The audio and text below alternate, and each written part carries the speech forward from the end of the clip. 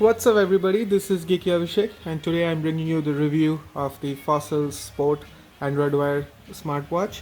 The reason I'm doing this review today is I was able to snag this watch from a deal a few days back from Amazon for only $100. The sale is still on and you can buy it from any of the other major retailers like Best Buy, Amazon or Fossil from their website for just $100. This is the first actually the second smartwatch which is powered by the Snapdragon 3100 SoC, which is the best silicon that you can buy on a wearable device. The first one was the watch from Montblanc, and that was like $1,000 watch. This was the first watch that was actually affordable. So this was launched at $299. So at $99, I couldn't resist, and I went and snagged it. So before I share my impressions about the watch itself, let me quickly run you through the specs. So this watch comes in two different case sizes, the 41 millimeters and the 43 millimeters. So the one that you see here is the 43 millimeter one. There are 6 different case colors that you can get. The unique thing about this watch is the case is made of nylon and the bands are made of silicone, and for the first time the bands and the case actually is of the same color. It makes the watch very light and comfortable to wear all day. In fact, this is one of the lightest watches from Fossil till date. The 41 millimeter watch supports an 18 millimeter quick release band, and the 43 millimeter watch supports a 22 millimeter quick release band. In terms of specifications and price, both the 41 and the 43 millimeter watch are the same. The display size is also same on both the watches, just that it's 1.2 inches Super AMOLED displays. The only thing that's different is the 43 millimeter watch has a little thicker bezel around the edges. Now let's look at some of the specifications. So this watch has a heart rate sensor, as you can see, optical heart rate sensor, built-in GPS, also has accelerometer, gyroscope, ambient light sensor, also has Wi-Fi, NFC for Google payments, Bluetooth. In terms of hardware, so it's powered by the Snapdragon 3100 SoC, which replaced the 2100 SoC, which is about a couple of years, or in fact now close to 3 years old, and was powering the Generation 4 watches.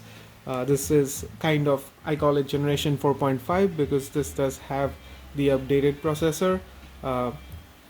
In terms of RAM, it has 512 megabytes of RAM, 4 gigs of internal storage.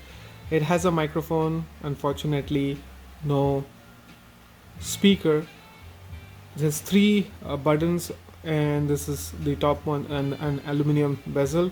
All these 3 buttons work. The center button is actually rotating to navigate through the app launcher. It's powered by a 350 milliamp hour battery, water resistant up to 5 atmosphere. It's also swim proof. In terms of battery life, I was able to get a day of battery life after the latest update was installed, which is I'll show you. Let me just unlock it. So once you have Google Pay installed, you have to have a lock. So after I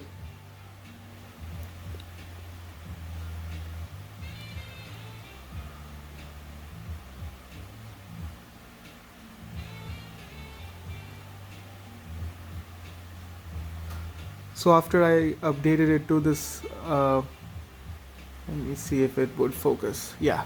So after I updated it to the system HMR1, which is security patch of October 1, 2019, the battery life improved drastically. So right now I can wear this watch the whole day from when I wake up to when I go to bed. Before, probably it was hard to get a whole day, so probably around, if I started my day at 9 a.m. in the morning, somewhere close to 8:30, like 12 hours later, I would have needed to charge it. But with the latest update, it was easy to get, starting 9 a.m. to almost 12 a.m. in the night, so all day. But you won't be able to use it the next day. You still have to charge it every night. Now let's me just show you. Look, have a quick look at the watch. It's very nice and thin, very lightweight. The only drawback of the nylon body I see is that if any of these fasteners break, basically it will render the watch useless. So let me just wear the watch and show you around how it looks. Now, in terms of how the watch works, this basically is just like any other Android watch. So this is running Android Wear 2.1. So all the watches running Android Wear 2.1 is kind of uniform experience. But I still want to show you how it works. So basically, if you scroll from the top to the top down, you will get options for the. Let me just focus. You have airplane mode, battery saver, watch finder, pay, and then theater mode, and then do not disturb. If you scroll up, you can see the notifications. If you scroll on the other side, it's basically activates your Google Assistant, and on the left you would see your Google Fit, and these are called tiles. Then this is the weather widget, and then your events. If you scroll up on that widget, should be able to see more, but I don't know why it's not working. Oh, okay. So this is the different kinds of workout that you can track. But so this is when you click and tap on scroll up, it will show your steps, calories, the distance, your heart rate, all those details, and then the different kinds of workouts. And then the center piece, you basically press it, then it shows your 3 recent apps and the rest of the apps or any of the favorites that you have set. So basically let's quickly go through them. So you have Spotify, Find My Phone, settings, those are the 3 recent apps. Then agenda, alarm, contacts, Find My Phone, Google Fit, Fit Breathe, Fit Workout, Flashlight, Fossil, Google Pay, Play Store, reminders, settings, Spotify, stopwatch, timer, translate. So in terms of Spotify, now it does allow you to download songs for offline playing. So suppose if you're going running with this watch, this does have a standalone GPS, so you can download. If you have Spotify Premium, you should be able to download the songs onto the watch and go running and listen through a Bluetooth headset. Then weather. When you press that, it goes back to the main menu, and then these 2 buttons are customizable. One I have actually did a shortcut for tracking Google Fit, for tracking any of the workouts that I do, and this one I think I have set it up for Google Pay. Oh no, this I set it up for Spotify. So these are customizable, so you can if you want to, you can customize it. And let's see, once you tap and hold, it basically lets you scroll to the different inbuilt watch faces that Fossil has given. And if you tap on that gear icon, that's basically lets you customize that watch face that you're currently on. And there you see I have got the notification.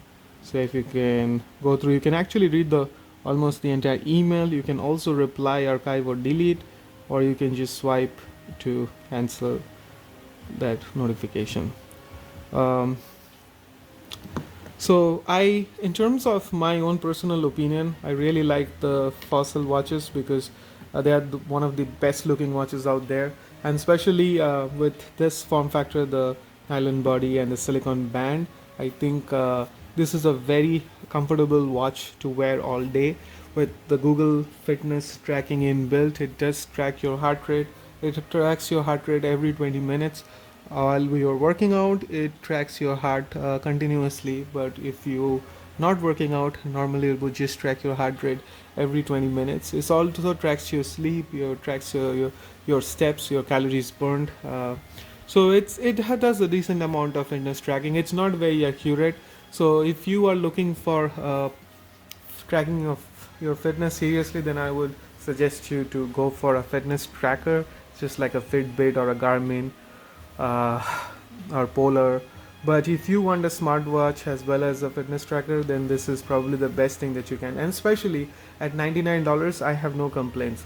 Fossil has updated its software, so now after that version H version of the firmware, the watch is much smoother. The battery lasts all day, um, and it's comfortable, and it's very customizable. You can get different kinds of bands if you want to. Let me show you one last but the least thing is how it charges. So basically the same mechanism as any of the other Fossil and Skadgen. This is not wireless, but it's actually contacts, so it's magnetic. If you place that, it takes probably an hour for the watch to charge, which isn't really bad. They call it a fast charger. Yeah, so pretty much it's a very good buy for $100. I would say before they jack up the price back to the regular 149 or 199. If I was you, I would snag it and think later. It's a really good smartwatch. It has also integrated payments, fitness tracking, all the notifications, Google Assistant built in, offline, Spotify music, dedicated GPS. It's swim proof. It's very thin and light and comfortable to wear. I mean, what else can you guys ask from a smartwatch which priced around $99? I don't think it's hard to beat at this price. The only other watch at this price or a little lesser I would suggest, if you don't want this, is probably the Amazfit Bip watch, which is incredible. It has a 30-day battery life. It does everything except for playing music. Okay, that's all guys for this review. I'll see you guys in the next review. Till then, peace.